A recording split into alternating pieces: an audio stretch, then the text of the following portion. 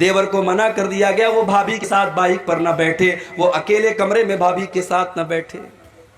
یہ تو ہمارے انڈیا کا کلچر ہے، بھابھی ماں سمان ہوتی ہے۔ اسلام کی نظر میں بھابھی ماں سمان نہیں ہوتی ہے۔ اسلام کی نظر میں بھائی کے مرنے کے بعد چھوٹا بھائی اپنی بھابھی سے شادی بھی کر سکتا ہے، بھائی کے طلاق کے بعد شادی کر سکتا ہے۔ وہ آپ کے لیے غیر محرم ہے، محرم نہیں ہے وہ آپ کے لیے، پردہ ہے آپ کا، اس سے لمٹ ہونی چاہیے آپ کے اور اس کے بیچ۔ اسلام نے زناکاری کے راستے میں میرے بھائیوں بڑے بڑے بورڈ لگا دیے۔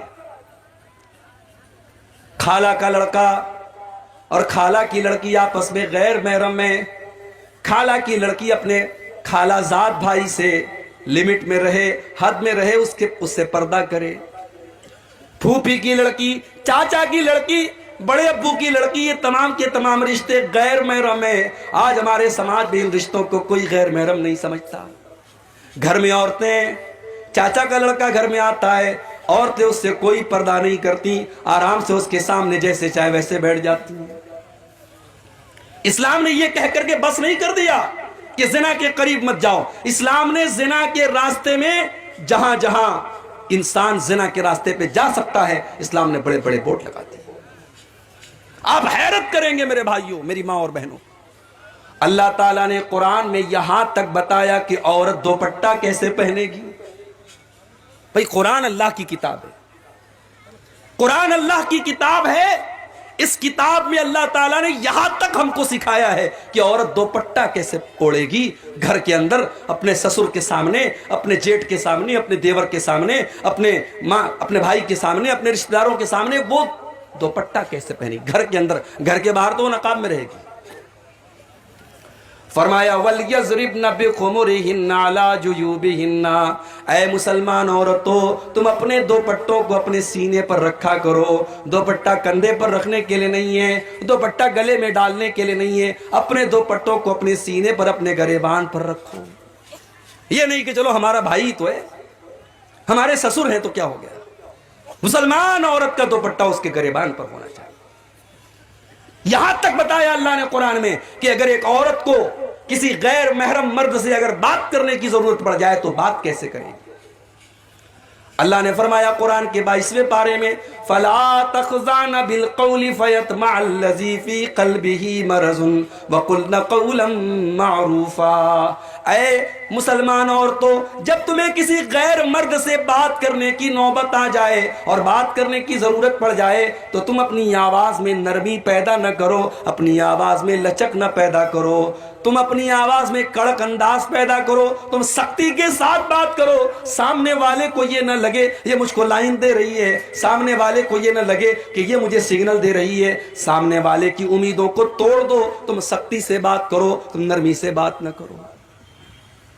آج کل یہ بھی چل رہا ہے، فیس بک والی دینی بہن، لڑکی نے پوسٹ ڈالی، کوئی قرآن کی آیت لکھی، لڑکوں کی لائن لگ گئی، ماشاء اللہ سبحان اللہ۔ کیا ہے صاحب؟ ارے یہ ہماری دینی بہن ہے۔ اب یہ دینی بہن جو رہتی ہے پھر وہ فیس بک کے میسنجر پر آتی ہے، پھر وہاں پہ چیٹنگ ہوتی ہے، پھر چیٹنگ کے بعد ملاقات ہوتی ہے۔ یہ زناکاری تک پہنچانے والے راستے ہیں میرے پیارے ساتھیوں، اسلام نے ان راستوں کو بند کیا ہے۔ آپ کی کوئی دینی وینی بہن نہیں ہے۔ ویسے تو سارے انسان آپس میں ایک دوسرے کے بھائی ہیں، سب آدم کی اولاد ہے، سب حوا کی اولاد ہے۔ آپ کی بہن صرف آپ کی سگی بہن ہے جو آپ کی ماں کے پیٹ سے پیدا ہوئی ہے، یا آپ کی رضائی بہن ہے جس نے آپ کے ساتھ دودھ میں جو شریک ہوئی ہے، جس عورت کا دودھ آپ نے پیا ہے اس لڑکی نے بھی پیا، وہ آپ کی بہن ہے اور آپ کی سگی بہن ہے۔ باقی دنیا میں کوئی بہن نہیں ہے آپ کی، اس سے آپ کو پردہ، اس لڑکی کو آپ سے پردہ کرنا ہے اور آپ کو اس سے دور رہنا ہے۔ تو آفتاب نے اور شردھا نے لیو ان ریلیشن شپ میں وہ زندگی گزار رہے تھے۔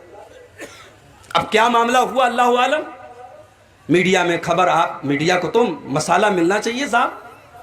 مسلمان لڑکے کا نام مسلمان ہے، لڑکی کا ہندو ہے، اتنا کافی ہے میڈیا کے لیے۔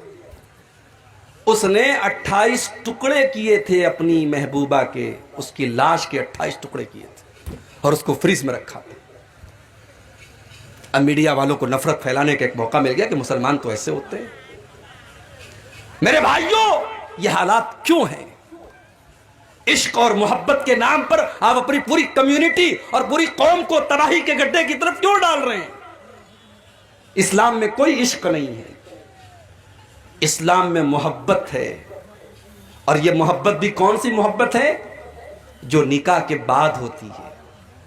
اسلام میں نکاح کے بعد محبت ہوتی ہے، محبت کے بعد نکاح نہیں ہوتا۔ اسلام میں لو میرج نہیں ہے، اسلام کا یہ طریقہ ہی نہیں ہے کہ پہلے لڑکی کو پسند کرو پھر نکاح کرو۔ اسلام یہ کہتا ہے رشتہ دیکھو، لڑکی پسند آ جائے نکاح کر لو، محبت کر کے نکاح کرو۔ یہ اسلام کا کانسیپٹ نہیں، اسلام میں لو میرج نہیں ہے۔ اور اللہ کی قسم، جو محبت نکاح کے ذریعے پیدا ہوتی ہے وہ کالج کے کیمپس میں نہیں پیدا ہو سکتی، وہ ہاسٹل کے کمروں میں نہیں پیدا ہو سکتی، وہ کٹیہار کے پارکوں میں نہیں پیدا ہو سکتی، وہ ریسٹورنٹ میں نہیں پیدا ہو سکتی، وہ زنا کے اڈوں پر نہیں پیدا ہو سکتی۔ جو محبت نکاح کے ذریعے جنم لیتی ہے، جانتے ہو نکاح والی محبت کیسی ہوتی ہے؟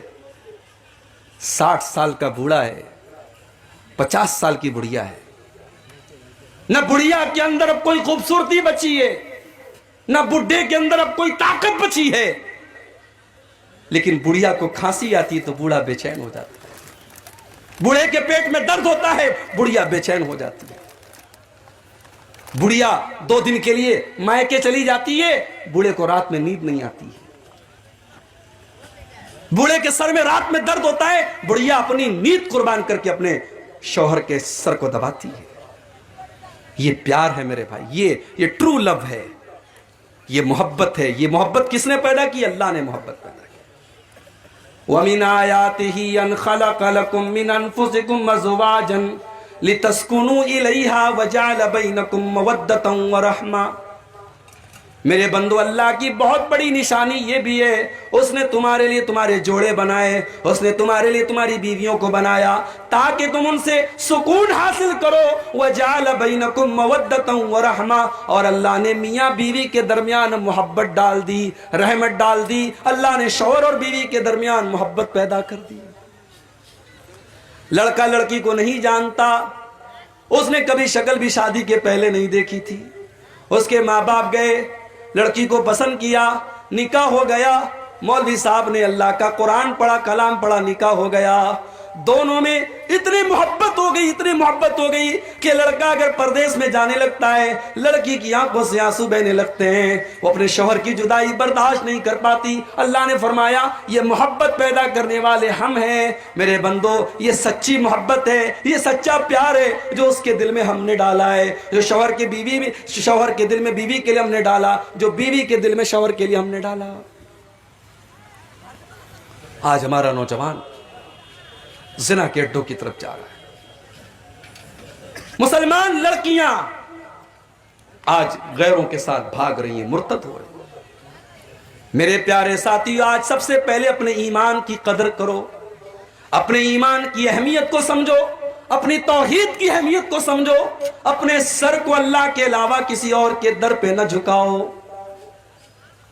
بہت سے اہل حدیثوں کے گھر میں بھی تعویذ پہنا جا رہا ہے، بچوں کی مالش ہو رہی ہے، ماں پیشانی پر ٹیکا لگاتی ہے، پوچھو ٹیکا کیوں لگاتی ہو؟ کہتی ہے نظر نہ لگ جائے۔ بچہ بیمار ہو گیا، گلے میں کالے رنگ کا دھاگا باندھ دیتی ہے۔ بچی بیمار ہو گئی، پیٹ میں دھاگا باندھ دیتی ہے۔ اہل حدیثوں کے گھروں میں یہ سب ہونے لگا ہے۔ معاف کیجئے گا، اگر توحید میں کمی ہے، اگر توحید گڑبڑ ہے تو ہمیں اور آپ کو اپنے آپ کو اہل حدیث کہنے کا کوئی حق نہیں۔ وہ اہل حدیث ہو ہی نہیں سکتا جس کے گھر میں توحید نہ ہو، جس کے دل میں توحید نہ ہو۔ ارے ہمارے بہت سارے بھائی کہتے ہیں نا، ہم قیامت کے دن نبی کا دامن نہیں چھوڑیں گے۔ ارے نبی کا دامن وہ پکڑے گا جو توحید پر ہوگا۔ آئیے بڑی پیاری حدیث آپ کو سناتا ہوں۔ قیامت کے دن اللہ کے نبی کس کی شفاعت کریں گے، کس کا دامن ملے گا، نبی کا دامن کس کو ملے گا؟ ذرا اس حدیث کو اپنے سامنے رکھیے۔ صحیح بخاری کے الفاظ ہیں، حضرت ابو ہریرہ کہتے ہیں کہ میں نے اللہ کے نبی سے سوال کیا، اچھا ابو ہریرہ کون ہے؟ جانتے ہیں آپ ابو ہریرہ کون ہے؟ پتہ ہے؟ بولو بھائی، سو رہے ہو یا جاگ رہے ہو؟ ابو ہریرہ کون ہے؟ صحابی ہیں، بس اتنا معلوم ہے، صحابی ہیں۔ اور کچھ؟ ابو ہریرہ وہ صحابی ہیں، ان کا کوئی کام دھندا نہیں، کوئی تجارت نہیں، کوئی بزنس نہیں، کوئی دکان نہیں، ان کا بس ایک ہی کام ہے، وہ 24 گھنٹے نبی کے دروازے پر رہتے ہیں، نبی کے ساتھ رہتے ہیں، نبی کی باتوں کو نوٹ کرتے ہیں، نبی کی حدیثوں کو نوٹ کرتے ہیں، ان کو سنتے ہیں اور یاد کرتے ہیں۔ آج 1 گھنٹے کی تقریر ہم کو آپ کے سامنے کرنی ہے تو ہم موبائل کا سہارا لیتے ہیں، کوئی حدیث پڑھنی ہے سرچ کرتے ہیں کہ حدیث ایک بار ریپیٹ کر لوں، حدیث صحیح ہے کہ نہیں، صحیح پڑھ رہا ہوں کہ نہیں پڑھ رہا ہوں۔ ابو ہریرہ کے دور میں موبائل نہیں تھا، کمپیوٹر نہیں تھا، لکھنے پڑھنے کا رواج نہیں تھا، مگر اللہ نے ابو ہریرہ کو غضب کی میموری دی تھی۔ 5274 حدیثوں کو ابو ہریرہ نے یاد کیا تھا۔ 5274 حدیثوں کو حضرت ابو ہریرہ نے یاد کیا تھا میرے بھائیوں، اور پورا من وعن جیسے نبی سے سنا تھا ویسے امت کو پہنچایا تھا۔ ابو ہریرہ اللہ کے نبی سے سوال کرتے ہیں، اے اللہ کے نبی، من اسعد الناس بشفاعتک، قیامت کے دن وہ کون سا خوش نصیب ہوگا جس کو آپ کی شفاعت نصیب ہوگی؟ اب ذرا اللہ کے نبی کا انداز دیکھیں۔ اللہ کے پیارے نبی فرماتے ہیں، اے ابو ہریرہ، مجھے پتا تھا یہ سوال سب سے پہلے تم ہی کرو گے، لما رأیت من حرصک علی الحدیث، اس لیے کہ میں دیکھ رہا تھا کہ تمہارے اندر حدیث کو سیکھنے کی طلب ہے، تم حدیث کو سیکھنا چاہتے ہو، تم حدیث کو جاننا چاہتے ہو، تمہارے اندر حدیث کو سیکھنے کی تڑپ ہے۔ کاش اللہ ہمارے نوجوانوں میں یہ تڑپ پیدا فرماتے۔ میرے نوجوان ساتھیوں، آج آپ کے موبائل میں حدیث کا بھی سافٹ ویئر ہونا چاہیے۔ واٹس ایپ چلانے والوں، فیس بک چلانے والوں، آپ کے موبائل میں کوئی ایسا ایپ بھی ہونا چاہیے کہ آپ کم سے کم روزانہ ایک حدیث کا بھی مطالعہ کریں۔ آج ماشاءاللہ ایک ایپ آتا ہے موبائل کے اوپر، اسلام 360، ایک ایپ آتا ہے محدث لائبریری، میں نام بتا رہا ہوں، نوٹ کر لو اس کو، اسلام 360 محدث لائبریری، پلے اسٹور میں آپ کو مل جائے گا، ایپ ڈاؤن لوڈ کرو، حدیث کی ساری کتابیں موجود ہیں، قرآن کی کم سے کم 10-12 تفسیریں موجود ہیں، قرآن کی مستند تفسیر ہے تفسیر احسن البیان، آپ اس کا مطالعہ کیجئے، آپ حدیث کی کتابوں کو کھولیے اور روزانہ زیادہ نہیں ایک حدیث کا آپ مطالعہ کیجئے۔ یہ تڑپ آپ کے دل میں بھی پیدا ہونی چاہیے جو حضرت ابو ہریرہ کے دل کے اندر تھی۔